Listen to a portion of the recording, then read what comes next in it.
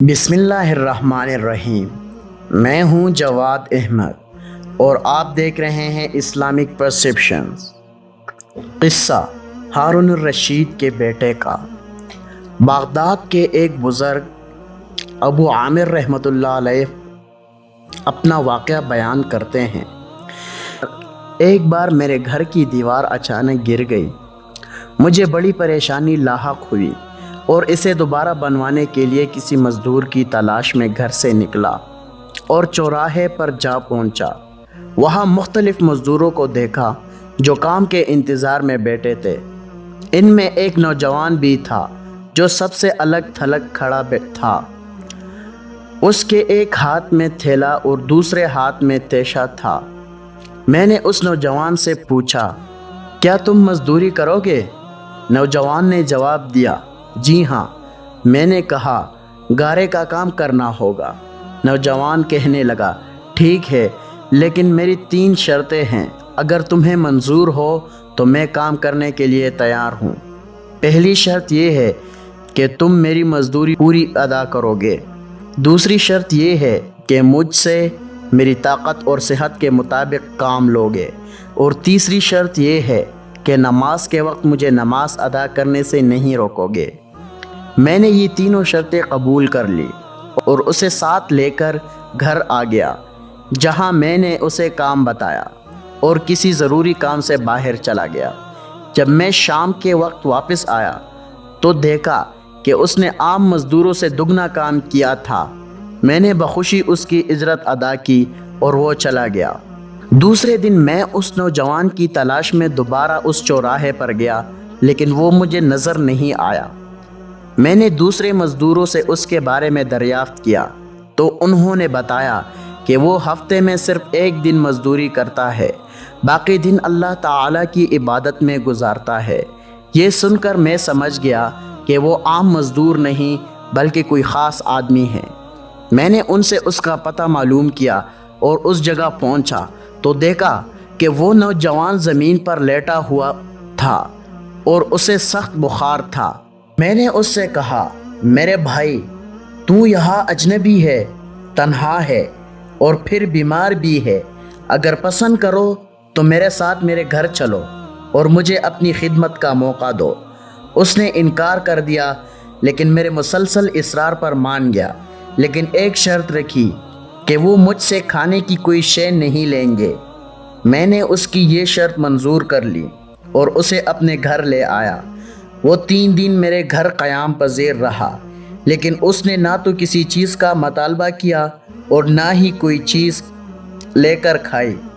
چوتھے روز اس کے بخار میں شدت آ گئی تو اس نے مجھے اپنے پاس بلایا اور کہنے لگا، میرے بھائی، لگتا ہے کہ اب میرا آخری وقت قریب آ گیا ہے، لہٰذا میں مر جاؤں تو میری اس وصیت پر عمل کرنا۔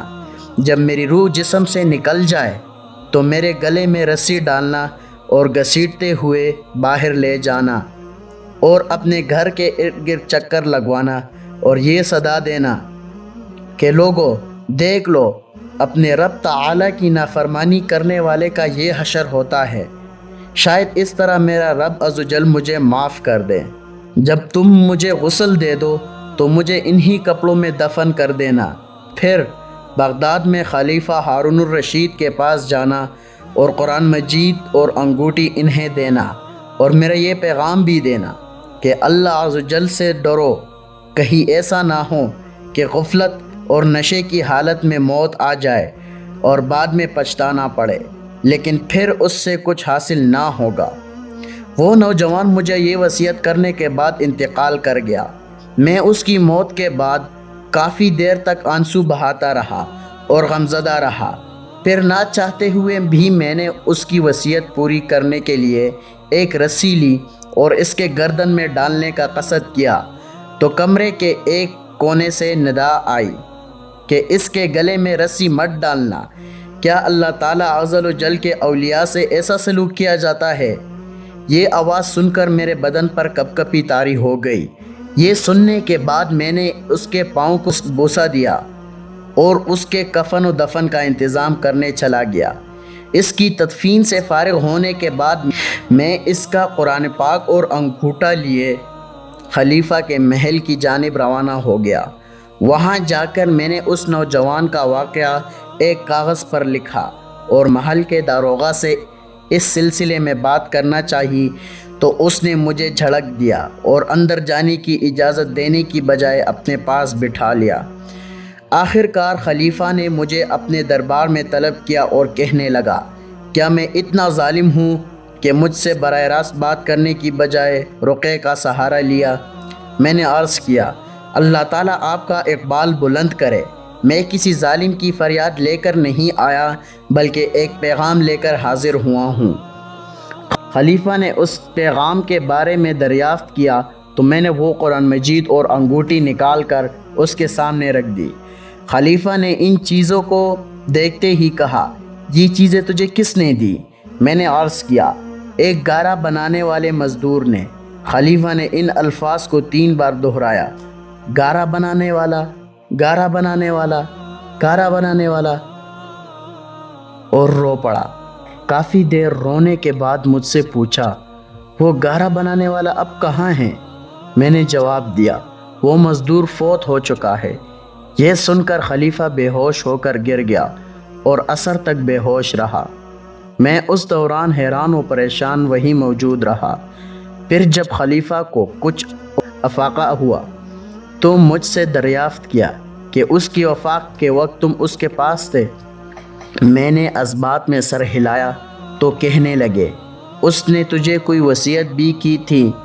میں نے اس نوجوان کی وصیت بتا دی اور وہ پیغام بھی دے دیا جو اس نوجوان نے خلیفہ کے لیے چھوڑا تھا۔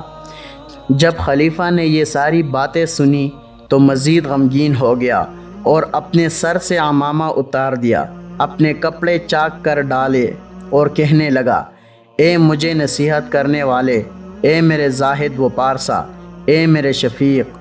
اس طرح کے بہت سے القابات خلیفہ نے اس مرنے والے نوجوان کو دیے اور مسلسل آنسو بھی بہاتا رہا۔ یہ سارا معاملہ دیکھ کر میری حیرانی اور پریشانی میں مزید اضافہ ہو گیا کہ خلیفہ ایک عام سے مزدور کے لیے اس قدر غمزدہ کیوں ہیں؟ جب رات ہوئی تو خلیفہ نے مجھ سے اس کی قبر پر لے جانے کی خواہش کی۔ خلیفہ 4 دن منہ چھپائے میرے پیچھے پیچھے چلنے لگا۔ جب ہم قبرستان میں پہنچے تو میں نے ایک قبر کی طرف اشارہ کر کے کہا، علی جا، یہ اس نوجوان کا قبر ہے۔ خلیفہ اس کے قبر سے لپٹ کر رونے لگا۔ پھر کچھ دیر رونے کے بعد اس کی قبر کے سرانے کھڑا ہو گیا اور مجھ سے کہنے لگا، یہ نوجوان میرا بیٹا تھا، میری آنکھوں کی ٹھنڈک اور میرے جگر کا ٹکڑا تھا۔ ایک دن یہ رقص و سرود کی محفل میں گم تھا اور مکتب میں کسی بچے نے یہ آیت کریم تلاوت کی، کیا ایمان والوں کو ابھی وہ وقت نہ آیا کہ ان کے دل جھک جائے اللہ کی یاد کے لیے؟ جب اس نے یہ آیت سنی تو اللہ تعالیٰ کے خوف سے تھر تھر کانپنے لگا اور اس کی آنکھوں سے آنسوؤں کی جھڑی لگ گئی اور یہ پکار پکار کر کہنے لگا، کیوں نہیں، کیوں نہیں، اور یہ کہتے ہوئے محل کے دروازے سے باہر نکل گیا۔ اس دن سے ہمیں اس کے بارے میں کوئی خبر نہ ملی، یہاں تک کہ آج تم نے اس کی وفات کی خبر دی۔ میرے عزیز دوستو، اس واقعے سے ہمیں یہ پتہ چلتا ہے کہ قرآن کی آیات میں کتنی طاقت ہے، اور اگر اللہ کسی کو راستہ دکھائے تو وہ جتنا بھی بدکار ہو، لیکن اگر وہ سچے دل سے اللہ سے توبہ کرے تو وہ اللہ کا ولی بن جاتا ہے۔ لہٰذا ہم چاہے جتنے بھی گناہ کریں، ہمیں نا امید نہیں ہونا چاہیے، بلکہ اللہ تعالیٰ سے دعا مانگنی چاہیے، اپنے خطاؤں کی معافی مانگنی چاہیے اور اللہ تعالیٰ سے ہدایت کی دعا کرنی چاہیے۔ جزاک اللہ۔